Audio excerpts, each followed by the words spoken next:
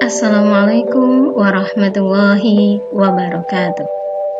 Anak-anak soleh dan solehah, pada kesempatan kali ini kita akan belajar pada materi Selamat datang wahai nabiku kekasih Allah Subhanahu wa ta'ala, pertemuan pertama.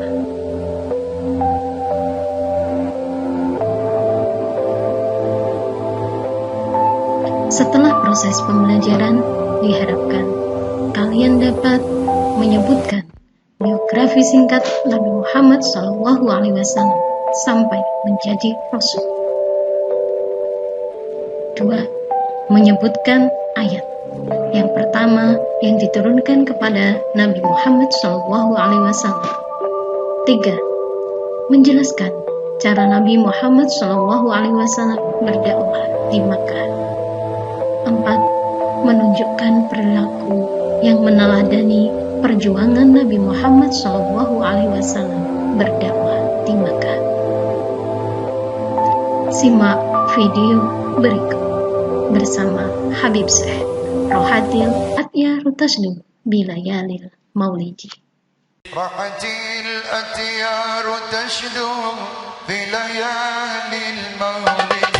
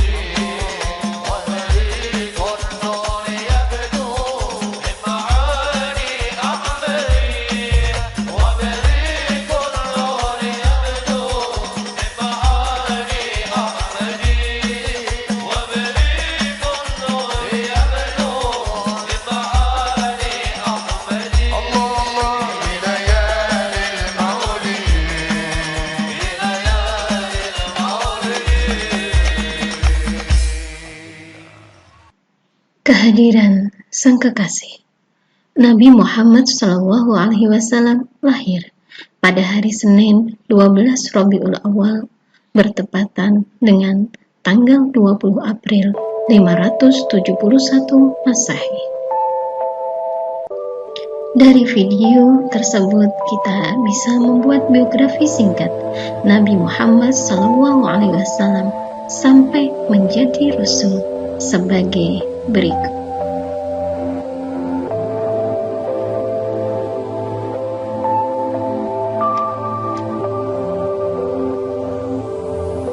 Anak-anak soleh dan solehah, mari kita membaca Quran Surah Al-Alaq ayat 1-5 dan Quran Surah Al-Mudaththir ayat 1-7.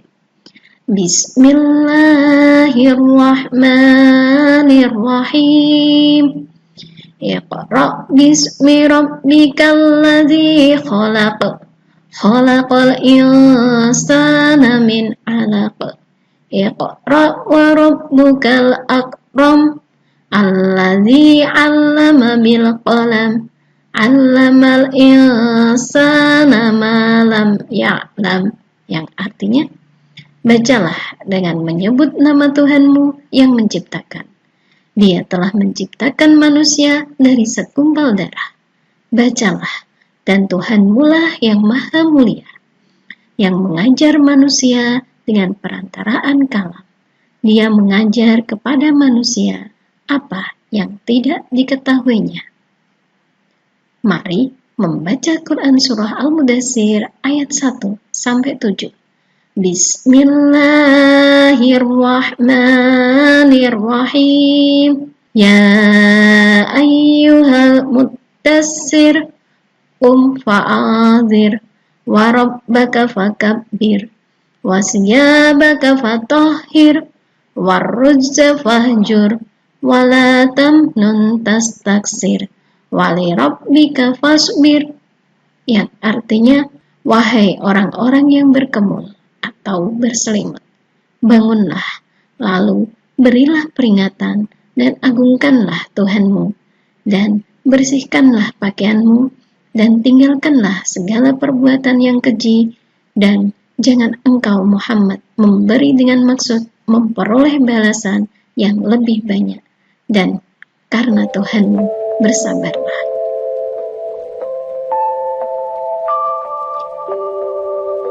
Dakwah Nabi Muhammad SAW di Mekah.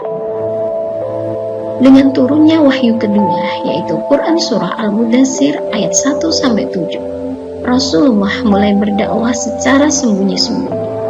Nabi mengajak orang-orang yang terdekat dengannya, tujuannya agar mereka lebih dulu percaya kepada seruannya dan pengikutnya. Tempat yang beliau pilih untuk berdakwah adalah rumah Al-Arqam bin Abil Arqam Al-Ahzumi. Anak-anak, perlu kalian ketahui, orang-orang yang pertama kali memeluk Islam disebut dengan as-sabiqunal awwalun. Di antaranya yaitu Siti Khadijah, Abu Bakar, Ali bin Abi Thalib, Zaid bin Harisah, dan Ummu Aiman.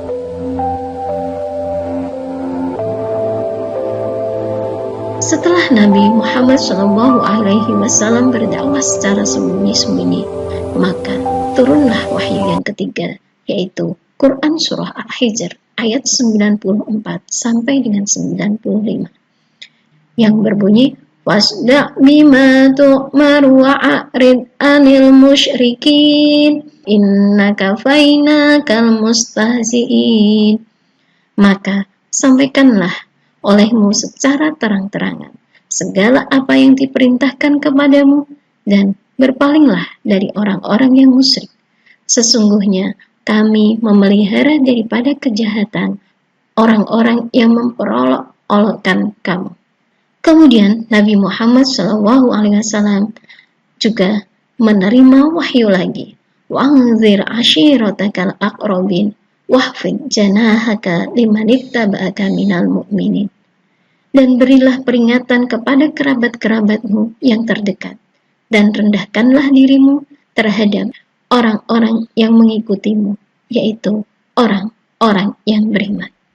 Anak-anak soleh, setelah turun surah Al-Hijr ayat 94 sampai 95 ini, Nabi Muhammad mulai dakwah secara terang-terangan.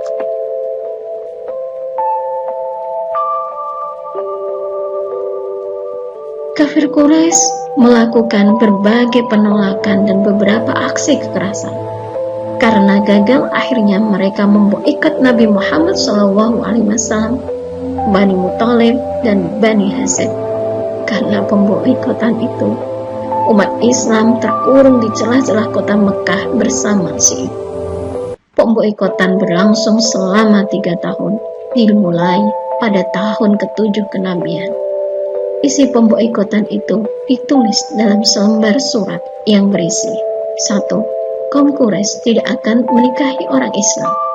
2. Kaum Quraisy tidak menerima permintaan nikah dari orang Islam. 3. Kaum Quraisy tidak akan melakukan jual beli dengan orang Islam. 4. Kaum Quraisy tidak akan berbicara ataupun menengok orang Islam yang sakit. 5. Kaum Quraisy tidak akan mengantar mayat orang Islam ke kubur. 6. Kaum Quraisy tidak akan menerima permintaan damai dengan orang Islam dan menyerahkan Muhammad untuk dibunuh. Pemboikotan itu digantung di dinding Ka'bah. Penulisnya bernama Mansur bin Ikrimah. Setelah 3 tahun, undang-undang tersebut rusak karena dimakan rayap. Kemudian, undang-undang tersebut dirobek oleh Zubair bin Umayyah, Hisam bin Amr, Mut'im bin Adi, Abu Bahtari bin Hisam, dan Jama'ah bin Al-Aswad. Mereka merasa kasihan dengan siksaan kaumnya kepada Bani Hashim dan Bani Muthalib. Anak-anak soleh dan solehah, kita bisa meneladani perjuangan Nabi Muhammad SAW ketika berdakwah di Makkah sebagai berikut. Perlu kita sadari bahwa tugas dan tanggung jawab tidak bisa dipikul seorang diri, tetapi harus ada kebersamaan dan persatuan dari berbagai kalangan masyarakat. Kita juga harus menyadari dalam bergaul harus bisa memilih teman yang dapat mengajak kepada hal-hal yang positif dan baik. Ketiga, dalam mengajak teman untuk berbuat baik tidak boleh dengan cara-cara kekerasan, tetapi perlu dengan keteladanan, sabar, lemah lembut, dan kasih sayang. Setelah kalian menyimak video pembelajaran dari saya, kerjakan soal-soal berikut di buku tugas.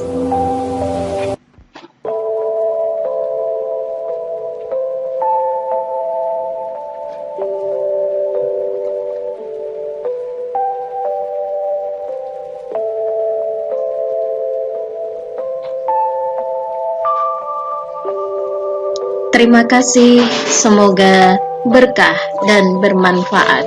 Jangan lupa like, subscribe, dan share. Wassalamualaikum warahmatullahi wabarakatuh.